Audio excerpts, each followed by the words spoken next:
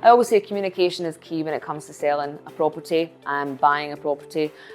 This whole process is about communication, and that's communication between your estate agents and your solicitors, especially when it comes to the part where, you know, it is the missive process and legals.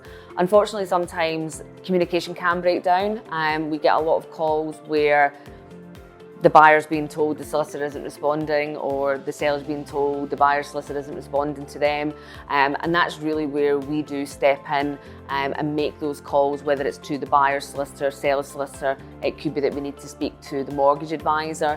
Maybe the mortgage offer hasn't come through, so we'll speak to the mortgage advisor to find out why that is, or what kind of estimated time we're expecting for that, so we can then feed that information back to the solicitors.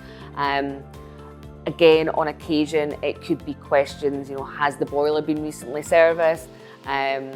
We get calls all the time from solicitors asking us to contact the buyers, because it could be that the solicitors are having problems getting in touch with the buyer's solicitor, and sometimes it's easier if we just go and speak directly to the buyer and get that information, so that then can be passed on.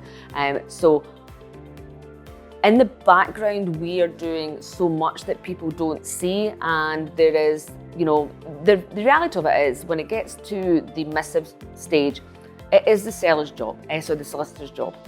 And we leave them to do their job, because at the end of the day, we're not solicitors.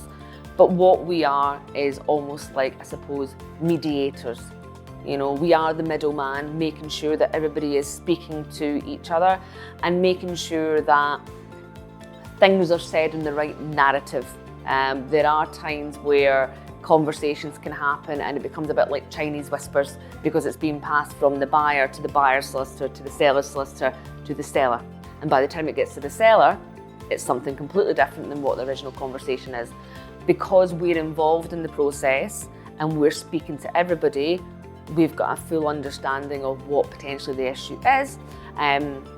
I always say this job is about problem solving. You have to be a good problem solver. It's not just a tick box exercise. It's about thinking outside the box and going, okay, the ultimate goal here is to get both buyer and seller moving. How do we achieve that? This is our problem. How do we resolve that problem? What can we do to get everybody moving? And sometimes it does need your estate agent to step in and just, you know, give an idea of what they could potentially do. So, as I say, we can get everybody moving.